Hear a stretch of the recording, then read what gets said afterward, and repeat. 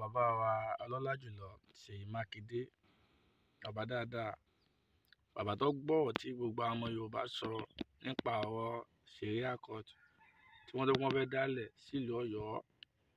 A kí yín o, a kí yín gidi gan ni. Elédùmarè yóò tún bá wa lọ́rọ̀ ẹ̀mí yín, ẹ kó wa jẹ̀pẹ́. A bẹ̀ yín ni, a rọ̀ yín ni, gbogbo ẹ̀yin gọ́fúnà tó pátápátá nílẹ̀ Yorùbá. Bí bàbá wa Ṣèyí Mákindé bí wọ́n ti sọ̀rọ̀ nípa ọ̀rọ̀ Sharia court yìí, a bẹ̀ kí gbogbo ẹ̀yin tó kù náà sọ̀rọ̀ sókè. Ẹ má dákẹ́ o, ẹni tó bá dákẹ́ tààrà ó bá dákẹ́ ni o. A bẹ̀ yín ni, a rọ̀ yín ni o. Bàbá wa Démọ́lá Adélékè Johnson, ẹ má aláwọ̀ àwọn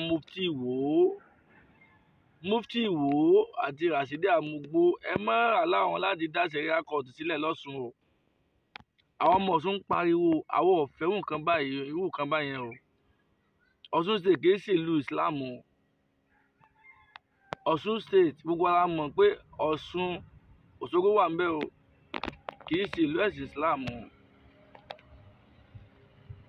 Ẹ má gbà wọ́n láàyè kí wọ́n gbé Sharia law wá sí ìlú Ọ̀ṣun o. Bákan náà, bàbá mi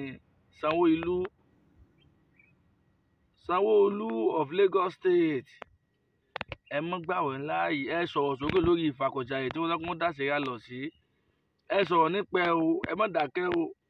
Bákan náà, bàbá mi Dàpọ̀ Abíọ́dún, gbogbo ẹ̀yin gọ́fúnà ilẹ̀ Yorùbá pátápátá, a pariwo síta fún yín pé kẹ́ ẹ sọ̀rọ̀ sókè lórí Sharia law tó rẹ́gúlà ilẹ̀ Yorùbá. Gbogbo àwọn ọmọ Yorùbá a náwó sí o, a nífẹ̀ẹ́ sí o. A ò fẹ́ nǹkan tí ń jẹ́ Sharia law ilẹ̀ Yorùbá o.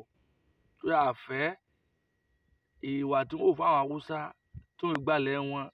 A fẹ́ kí wọ́n fi ìsìláàmù ẹ̀sìn àjòjì kó fi ṣe bójúbójú fún wa láti wá gbalẹ̀ lọ́wọ́ wa o. A fẹ́ o. A sì fẹ́ kí wọ́n sọ gbogbo àwọn ọmọ wa di oníbàárà tán, tí wọ́n sọ àwọn ọmọ wa dẹni tó ń gé lápá tó ń gé lẹ́sẹ̀.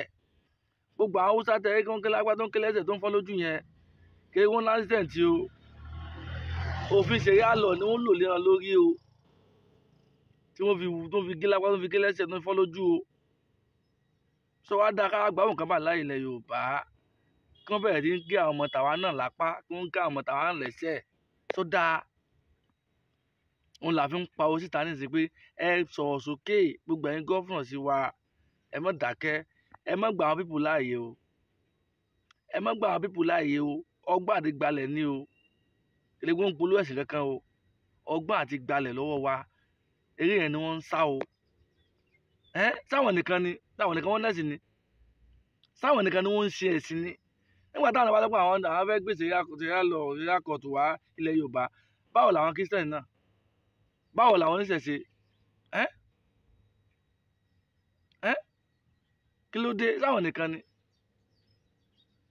A fẹ́ aláwọ̀ wọn ṣe ti gbọ́ ẹ̀sìn gan ni. Gbogbo ọmọ Yorùbá pátápátá tẹ̀ ti dé lórí Sharia court tó fẹ́ ṣe inauguration ní January 11, 2025. Tẹ́ ẹ pariwo síta, a kí yín o. Ẹ kú ìfẹ́, ẹ kú ìfọmọnìyàn ṣe. Àwọn alálẹ̀ ò ní gbàgbé ẹnìkankan nínú wa o. Àníṣe ilẹ̀ Yorùbá ò ní parẹ́sẹ̀, kò ní pa wọn lágbára Elédùmarè, lágbára àwọn olúmọlẹ̀ ṣe ti gbọ́ ẹ̀sìn gan ni.